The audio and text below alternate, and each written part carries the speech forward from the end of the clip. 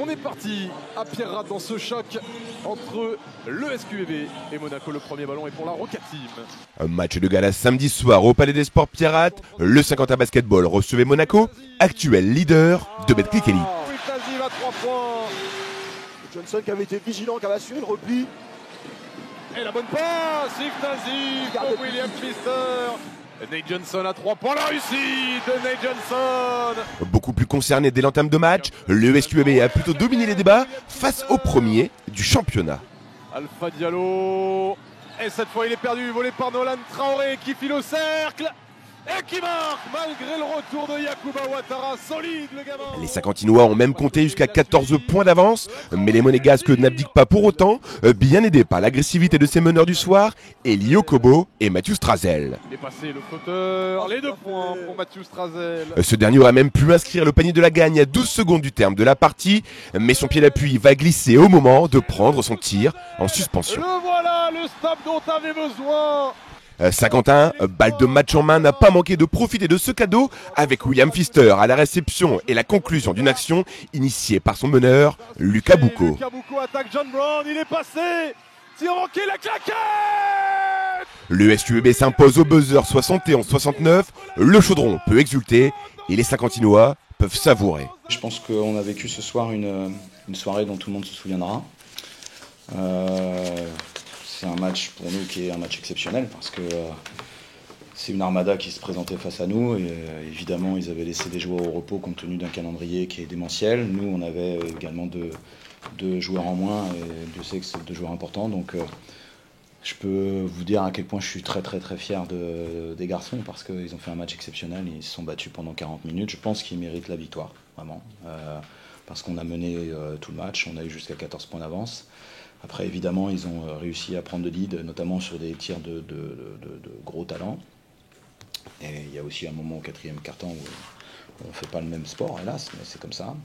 Mais voilà, on a su se battre, évidemment. On a été battu sur des aspects comme le rebond, mais on était en déficit de taille sur toutes les positions ce soir. Mais on a su rester à s'accrocher, à défendre très dur, à mettre un cœur énorme et puis de la qualité. On a su également amener le ballon où il fallait, dans les moments où il fallait. Je suis très heureux pour tout le monde parce que c'est une période au quotidien qui n'est pas facile pour nous en ce moment avec les absences, les blessures, les changements qu'on doit faire et réussir à trouver le moyen de battre Monaco ce soir, c'est très important. Voilà.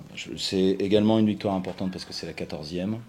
Peut-être qu'à 13 le maintien était acquis, mais je pense que là à 14 il l'est et c'est une grande fierté pour moi que le SQBB puisse se préparer à vivre une 2e saison en Betclic Elite, puisque je pense que quasiment personne parmi les observateurs du basket français et nos adversaires ne pensait qu'on serait capable de jouer une 2e saison et là on le fait et on assure une 14e victoire en 28 matchs, donc c'est un résultat qui est exceptionnel pour une première année, donc j'en suis très fier et je suis également vraiment, vous ne pouvez pas savoir à quel point je suis fier de ces garçons parce que voilà, c'est ce qu'ils ont fait ce soir, c'est fabuleux. C'est vrai qu'on a eu 2 matchs du coup quasiment similaires en fait, où on a réussi à prendre de l'avance. Alors à Monaco on avait pris l'avance au 3e quart-temps, là on l'a pris plus tôt, mais c'est vrai que ce sont 2 matchs qui se ressemblent, donc c'est beau aussi parce que on a réussi vraiment à les défendre vraiment très fort parce que tu vois, sur le 4e,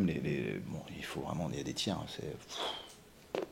C'est Eli Okobo, t'as pas grand chose à lui dire, mais tu vois, il y a une action qui est décisive, c'est Nate, il le contre, quoi. Il se fait avoir une fois, mais pas 2. C'est beau. Donc, voilà, après, évidemment, on peut pas. Ouais, c'est une belle victoire, une très belle victoire. Donc, d'entrée de jeu, on montre que il y aura rien de facile. Et quand on est capable de faire ça, on devient vraiment une très bonne équipe. Voilà, avec un apport de tout le monde, évidemment. Mention spéciale, hein, Nolan Traoré, 2 entraînements, ce qu'il fait là.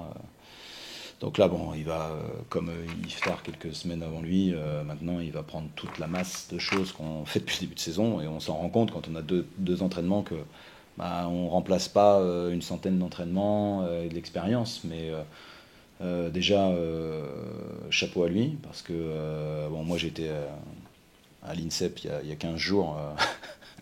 Bon, il jouait des matchs au centre fédéral, c'est des matchs à huis clos hein, quasiment. Hein, donc Bon là, il n'a pas du tout été impressionné, il s'est même plutôt servi, je pense, de ce qui s'est passé. Il a compris qu'il était dans un endroit spécial aussi.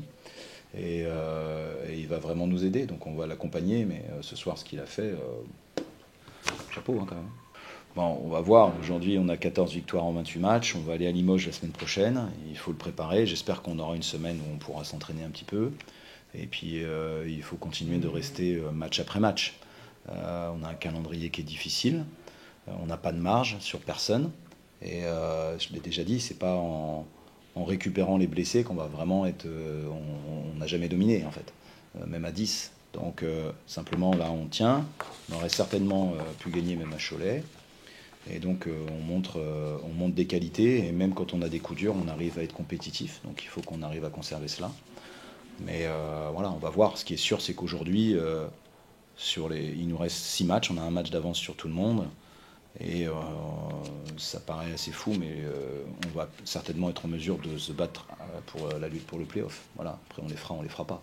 Mais si on les fait pas, il n'y aura pas de drame.